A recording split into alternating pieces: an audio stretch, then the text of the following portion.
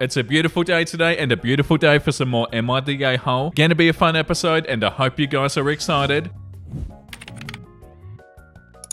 Am I the a-hole for telling my friend not to come if she's going to bring her kid? One of my nearly 30 friends put together a get-together at a restaurant for my birthday. The place has a bar where we're going to be hanging out. The plan was to get a bit tipsy and order appetizers. My husband and I have a 3-year-old, but we're hiring a babysitter for the night. We rented out a private room with a bar. My other friend, Missy, has a 5-year-old daughter. She mentioned that she was going to bring her. I offered to pay my babysitter extra to watch her daughter. Missy said no because her daughter is in daycare all day and she doesn't want her to then be with a sitter. I said I understand, but I don't think it's appropriate for her to come. 1, I know our group, we're gonna get rowdy and I don't want to censor myself. 2, Missy's daughter is like a lot of 5-year-olds. She doesn't sit still, she wants to run all over the place. Missy admits she doesn't bring her out to restaurants much because she doesn't know how to act, but I also know that Missy will just sort of let her as she is very permissive. I spoke to my friend who put it together and said I don't want any kids there. There's a reason I got a sitter for my own kid. That friend agreed and told Missy not to bring her daughter. Missy has now thrown a fit and said that she isn't coming. I said I completely understand. There are events I've missed because I don't want to leave my daughter, and the group understands as we all have kids. I told Missy I'd be glad to have a play date or lunch another time with our kids so we can still hang out. I told Missy I can't stop her from coming to the restaurant, but we absolutely will not allow her to come into the private room. She's very hurt that we're excluding her. Am I the a-hole for not wanting a kid at my party and telling my friend that she can't come if she does bring her? Also, if it's relevant, Missy didn't pay for the rented room. 2 of my other friends did as a gift to me, so it's not as if I'm telling her she can't come to something that she paid for. No, you're not the a-hole, OP. Definitely not. Of course you don't want 5-year-olds there, and that's completely fine. Of course you're not going to want kids there. It's weird that they're getting so upset about it. Surely Missy knows that she shouldn't bring her daughter to stuff like this, but it's only because the daughter was with a sitter during the day and doesn't want them to be with one at nighttime too, or something like that. Yeah, that's not OP's fault, and that doesn't mean that the daughter should go. Yeah, you're not the a-hole, OP.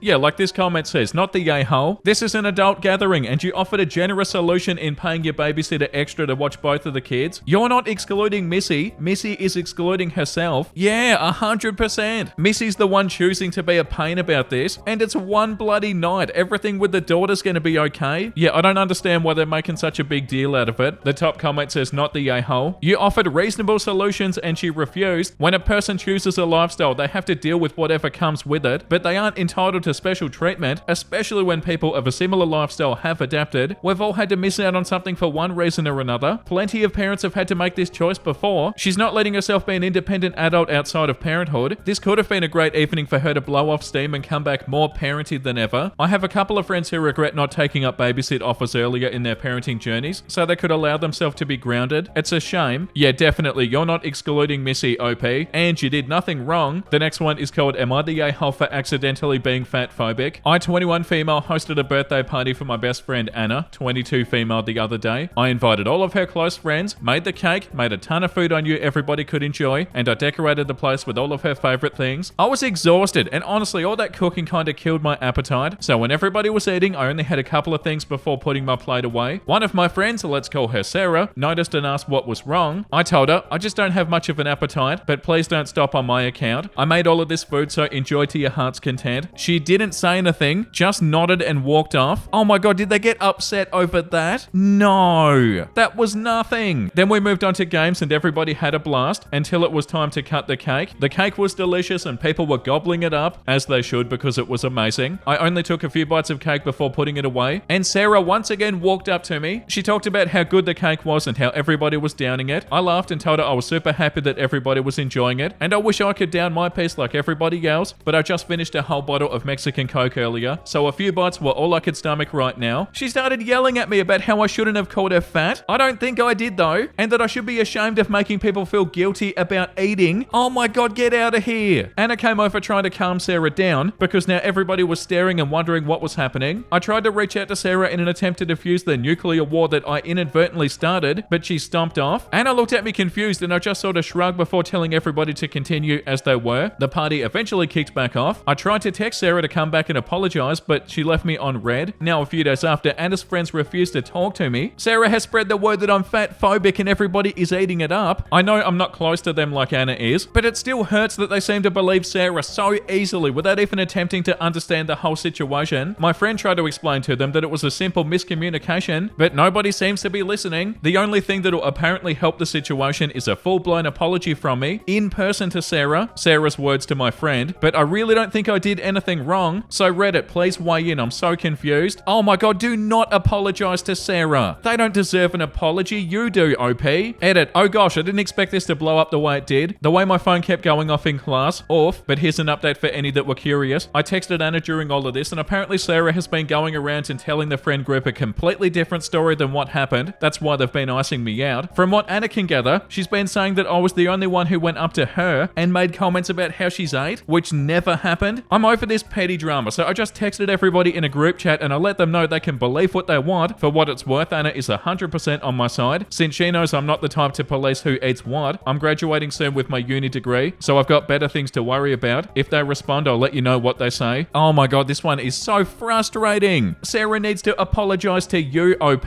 How dare they completely twist what you said? The top comment says, not the a-hole. Sarah has spread the word that I'm fat phobic and everybody is eating it up. Lol, clever. You did nothing wrong. I'd meet with Sarah and I'd ask her what you did wrong specifically. How will you apologize if you don't even know what you did? I'm guessing she won't be able to actually articulate that. And also, who is Sarah? Is Sarah a friend? Yeah, one of the friends, Sarah. So, like, are you even a friend with Sarah? I definitely wouldn't be if I were you, OP. Yeah, like this comment says, not the a-hole. I also don't think you need to apologize. I think Sarah should apologize to you and Anna for being a bloody drama queen. Nothing you said is offensive or fatphobic. Sarah should learn how to control her own triggers and insecurities instead of projecting them onto others and trying to shame them. I hope Anna, as your best friend, is sticking up for you. Yeah, 100%. Acting like OP did something wrong is so unfair. And to blow up at you like that at a birthday dinner that you were hosting in front of everybody, and they want you to apologize. Nah. The next one is called, am I the a-hole for telling my sister I'm not the golden child? I just wasn't a pain in the ass. My sister is a goddamn mess. She was a lot growing up, and each week some issue would appear. Could be as simple as a tantrum, or mum or dad getting a call from the school. In short, she was a lot. Not to mention therapy for her basically drained the family dry. I was given more freedom since my parents trusted me. I could go to the mall by myself and they knew they wouldn't get a call from security about stealing. That happened before. So they trusted me and they gave me more freedom to do stuff. I've literally watched her get a chance to prove our parents can trust her and then mess it up. Our relationship isn't good. My dad gave me his old car for my last year of college. I need it for an internship. My sister made a comment that of course the golden child gets a car. I snapped and I told her that I'm not the golden child. I just wasn't a pain in the ass. That the family has drained themselves dry for her multiple different times and to keep her mouth shut. She called me a jerk and then ran to her room. Yeah, you're not the a-hole, OP. Definitely not the a-hole. This sort of victim mentality and not taking responsibility for your own actions is a lot like Nice Guys that we were reading yesterday. Like in this situation, they should be like,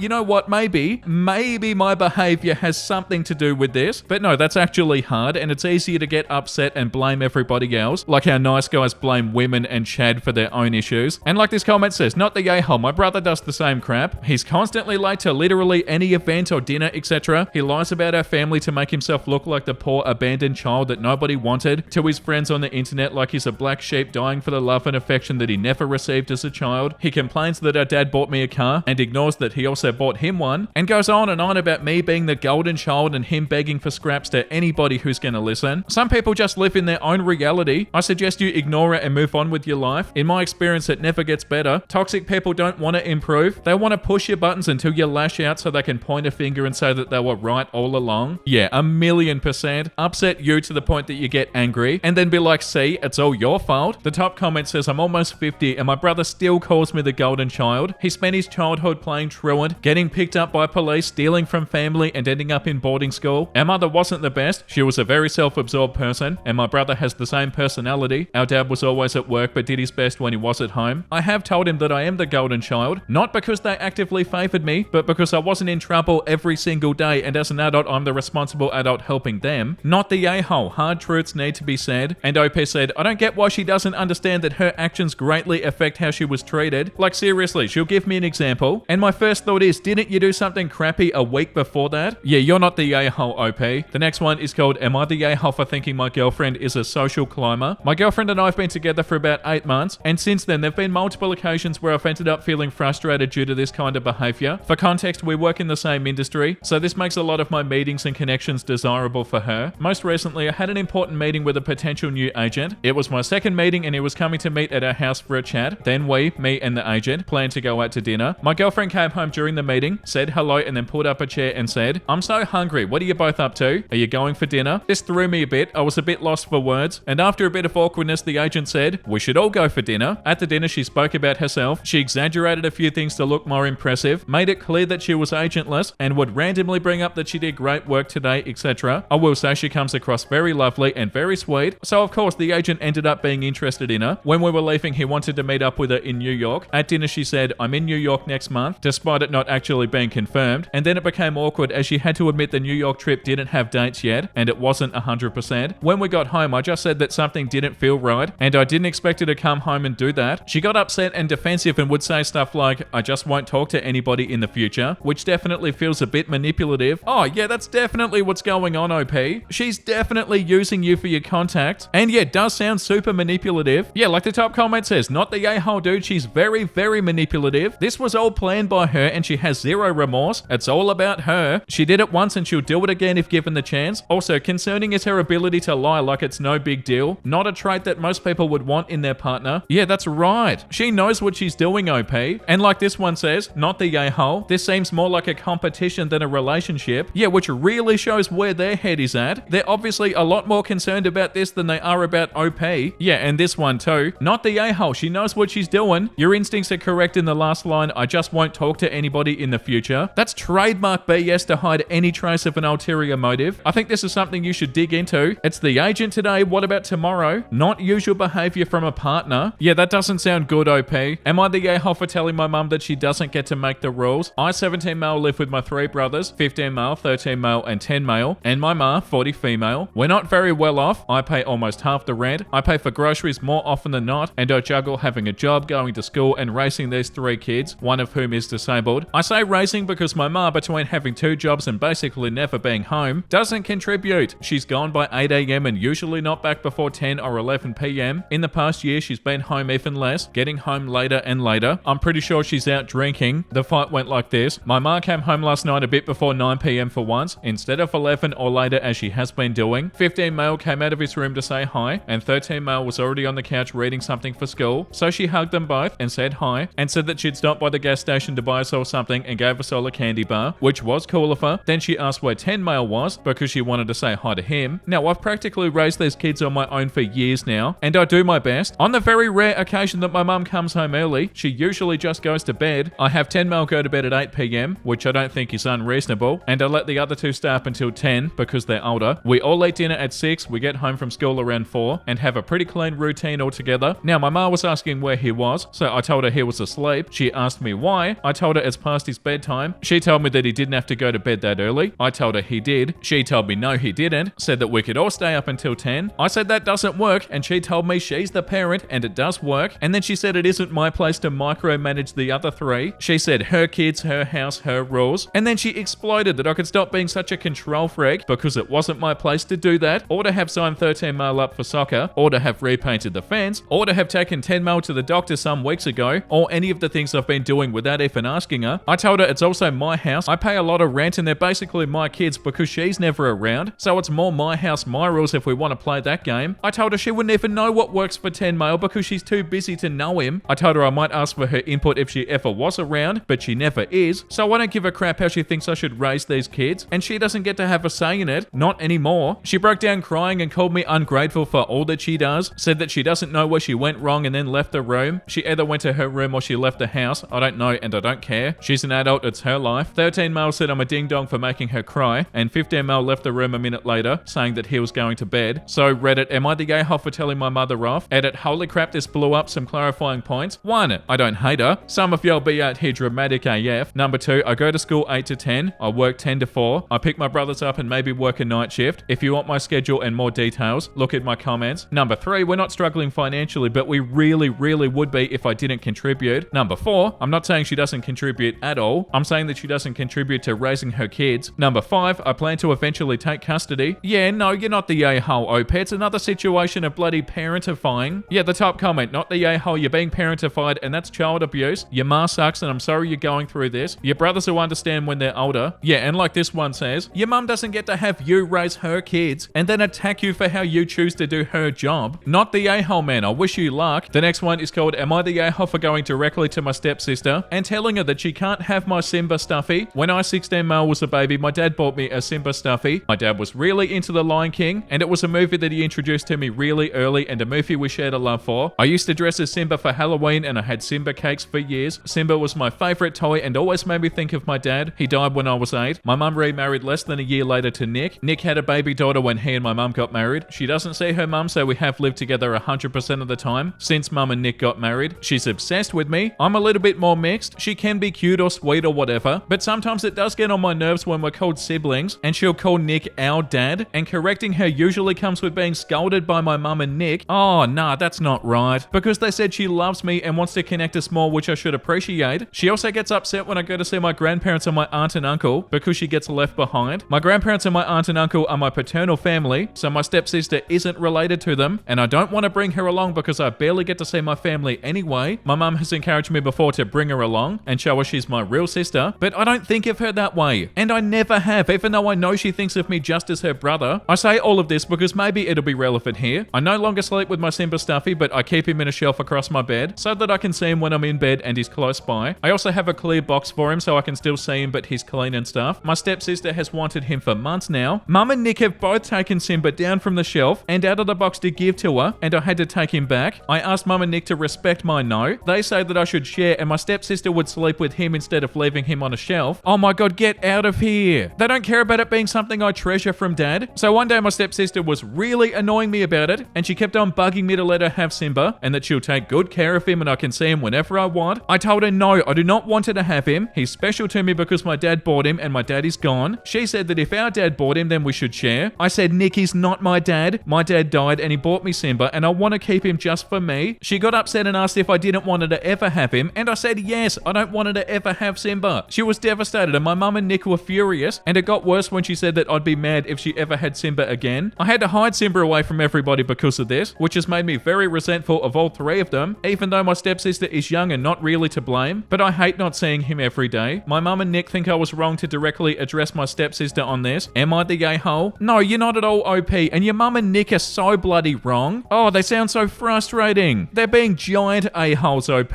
Nick isn't your bloody dad, and he's never gonna be your dad, and the way they're trying to erase your dad. Oh, that's so gross. Yeah, this comment. It sounds like your real problem isn't your stepsister, but your mum, who isn't allowing you to remember, recognize, or even grieve your father. You have the right to tell them that you don't intend to forget your father, and that they need to recognize that things your father gives you are special to you, and they always will be, and those special things are off limits to your stepsister. Your parents don't have the right to correct you when you resist being told to call Nick your father. You can say, I have the right to remember my father, or I have the right to grieve. You can also point out to your mum that second husbands are not the same as second fathers. It's normal for spouses to move on and marry again, but your father will always be your father, no matter how much you like or even love your stepfather. It's not the same, and they have no right to demand that you pretend that it is. Not the a-hole. Yeah, definitely, and Nick needs to stay out of it. Nick's not helping either. Like, they're being so unbelievably insensitive. Yeah, you're completely not the a-hole, OP. The next one is called, am I the a-hole for refusing to share my huge inheritance with my step-siblings? So I, 17 male, found out only a few weeks ago that my dad left me a lot of money in a trust. Like, it's such a crazy amount that I didn't even believe it at first, but it's true. And the reason is my dad had inherited from both his parents already. He also inherited from the only two uncles that he had as well, and one of them was very successful and had a business. This was all explained in a letter that my dad wrote to me. He had the trust set up before he came into most of the money, but when he found out that his cancer was incurable, he decided to put it all aside for me once all medical bills were paid off. My parents were separated but not legally divorced when my dad was sick and died, but they weren't living together or a couple for a year. This was 10 years ago. My mum found out about the money because she read the letter that he sent to me about the issue. Then she insisted that she was joining to meet me with the lawyer to discuss it. When my mum learned about the money, she told her husband, and suddenly the money became a very touchy subject. I can't touch it until I'm 19 with the way that my dad set it up, so I have some time to deal with this, but my mum and her husband want me to share the money with my step-siblings, 14, 8, and 7. The money is enough where even if I pay for college and I buy a house, I would have a lot of money left. The way the trust works, I was told it's also getting interest, which my dad had initially set up. My mum and her husband have struggled financially for years. They started dating when his youngest kid was 1. His wife had died. He was going through a legal battle with the mother of his oldest, and his eldest is in therapy for trauma caused by their mum. Also, his youngest was born with some medical issues and has a lot of doctor appointments. Between everything, money was tight. We live paycheck to paycheck and I worked to make my own life a little bit more comfortable. But we had no college savings or anything before this. My mum and her husband drained their own bank account to keep a roof over our heads. This has all been brought up to me as a good reason why I should do this. My mum told me that it was selfish for dad to put it all away solely for my future, and he should have been thinking about raising me as well. She told me that I might not call her husband dad or his kids my siblings, but we were a family and this family has been through so much together and we have struggled for so long that it would be so good and generous for me to do this. I told her it's not like I can access the money now. She said no, but when I do, I should set up accounts for my 3 step siblings so they have a better chance at college, and if not college, the chance to have a head start in life. Despite all of their trying to talk me into it, I said no. I told them I wasn't going to share the money. My mum was so mad, but it was nothing compared to how mad her husband was. They told me to quit being selfish and start acting with compassion. Am I the a-hole? No, you're not the a-hole, OP.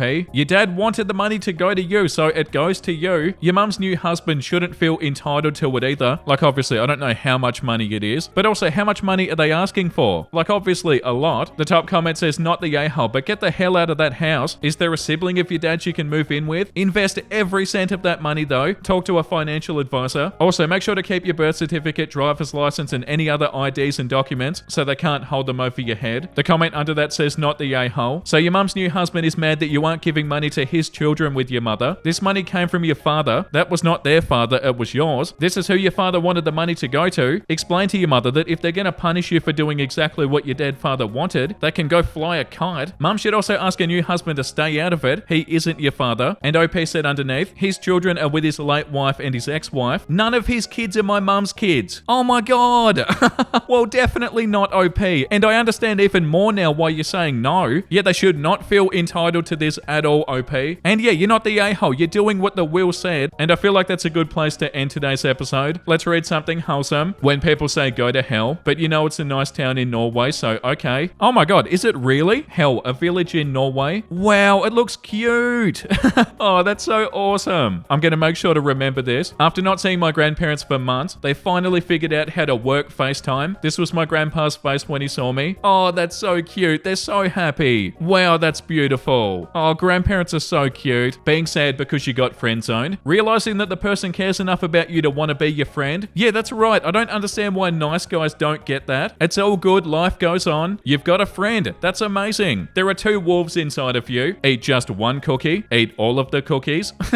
Oh my god, that's so true. Oh, come on. You know you should only have 1. But at the same time, I could definitely eat all of them. Thank you for watching, guys. I hope you had a wonderful time. And if you did and you want to see more Am I the Gay Hole videos, make sure you like and subscribe. And the comment of the day today goes to Marley01. Nice guy. Drop your standards. How about you drop your nasty entitlement and misogyny, sir? Yeah, damn right. They're so frustrating. That latest Nice Guy episode we did was a lot shorter than I wanted it to be, but I got to the end of it and I was like, you know what? I don't think I can read any more nice guys today. Very frustrating, and that's such a good comment. As always, thank you for all the support, guys. I really appreciate it. We're getting closer to 200k subs, which is so wild, and yeah, I'm so grateful for the support. Make sure you look after yourself and make sure you have a beautiful, amazing rest of your day. And you know what I'm about to say because I say it every single day. Bye!